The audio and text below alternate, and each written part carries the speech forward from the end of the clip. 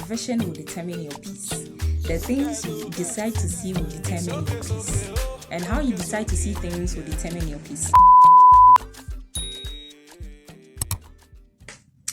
Hi guys, good day to you all. Trust you're all doing good and trust you've been fine, trust you've been doing well.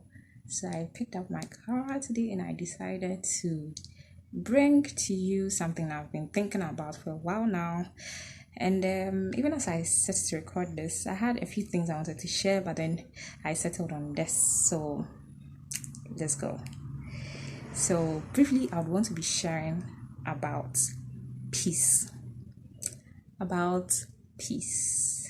Alright, so in Romans, I have a few things written down I'll be making reference to. So you see me looking down. So in Romans chapter 8 verse 12, it says that, and if it is possible, according to what is within you. Other version says that as long as it depends on you, make peace with all men. And other versions also says that live peaceably with all men. So why are we talking about peace? Growing up, and even quite recently, in this phase of adulting and all those mess that can go around with it, one thing that came at me so loud, and I have been so glad that I have, is the peace I have within. The peace I have within. And what I have observed is that peace actually stems usually from within to without. So it is the stability in you that will determine how much of what something affects you. And I would also want us to venture into talking about offenses, because that is one thing that can really shake your peace. Offenses can shake your peace. And I have learned, not in the hard way, but yes, I have learned that keeping offenses can be of no good to anyone. No good keeping offenses. It is of no good. It is okay to feel bothered at one point with something someone does. It is okay to not be happy with it. But keeping offenses or shutting any door of your life with an offense by keeping a grudge is the worst thing you'd want to do to yourself, because how then do you go back? I realize a lot of people have lost opportunities, and especially for the younger people, you realize that you need opportunities growing up. You need opportunities if you are going to do well in life. It has a relation to do with how best you are connected. And if that is so, live in a community. You can't isolate yourself all the time. Do some of us are fond of it, but you can't do that consistently and expect to achieve the best results other than others who are networking and doing all those things. And in the midst of that, you will be offended. But keeping offenses beyond reasonable time will do your heart no good. In fact, it solves the peace within. It shakes your inner peace. It shakes you up, and you wouldn't want to even find yourself threading on that path, because now what happens is that your judgment becomes clouded. So with an offense, when you keep an offense, your judgment becomes clouded. So you view things subjectively through the offense that you are holding with any person. It is quite dangerous, because it can be with anyone. It can be with people who are superior to you. It can be with people who you are superior to. It can be with subordinates. It can be with bosses. It can be with anyone. Even in the church, it will surprise you the number of things that are going on in the church because people are keeping offenses. The number of services that are left unattended to because people are keeping offenses. People are keeping grudges.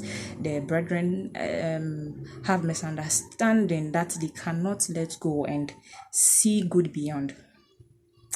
So that is why I believe the Bible also says that He will keep you in His perfect peace, He whose mind is stayed on you. And thinking about this subject, what I realize is that if your mind is stayed on the bigger vision of Jesus Christ, it becomes difficult to hold on to offenses. It becomes difficult to not be at peace with people. So then we can say that your vision will determine your peace. The things you decide to see will determine your peace. And how you decide to see things will determine your peace. A scenario, it can be anything. I'm thinking about any typical thing that could breed an offense. But something could happen. One person can decide not to be offended by it. Another person can decide to be strongly offended by it. Upbringing and culture and all those other things, they play a role in our individual differences.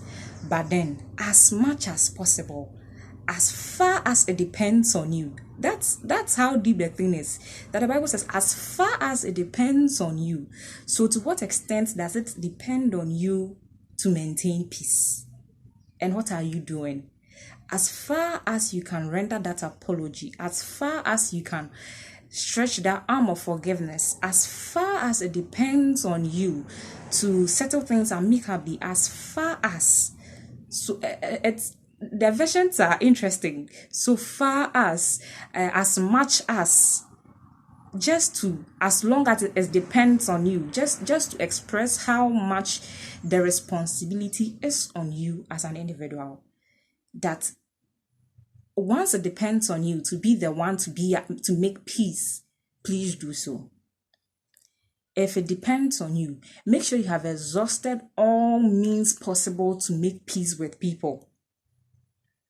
Because if you are being kept in perfect peace, if you are not going to experience the turmoil, or if you are not going to experience the disturbance, the chaos, if you are going to experience serenity, tranquility, because of your vision, because of how much you have your eyes stayed on the things of God and the greater benefit of all, then why not give it a chance? Why not give it a chance? If it depends on you. Peace is actually underrated. Peace can cause your life to take a different turn, because there are several decisions that we make out of uncertainty. There are several decisions we make out of the chaos of the moment. And if we had sat to make peace with ourselves, if we have sat to make the calmness out of it, to process it and come out with a decision, it would have been better for all. It really would have been better for all. There are several people that have altered their lives because of the rush of the moment, the uncertainty of it, the chaos of it stirs up something, and just out of nowhere, randomly, they decide to follow suit. But if we are to, there's so much hidden within that it is crazy. It's wild that there's so much that can be birthed out of you. So much promises of God that if you really would wait on God to birth out your inner potential, you'd be surprised by how your life will take a good turn. There are people who have missed opportunities because they weren't at peace. People who have missed opportunities because they couldn't rely on the peace within by focusing on Jesus and letting go of offenses. There are people whose life are having a cyclical turn, so their life is going on in cycles and cycles. They go and they come back to the same spot because they keep repeating the same things they could just have surrounded to Jesus and let's go. And even in this age and time, you hear people say, I'm quick-tempered, I'm this, I'm that. And I mean, self-awareness is necessary, but not to the extent where it becomes your daily declaration and you are doing nothing much about it.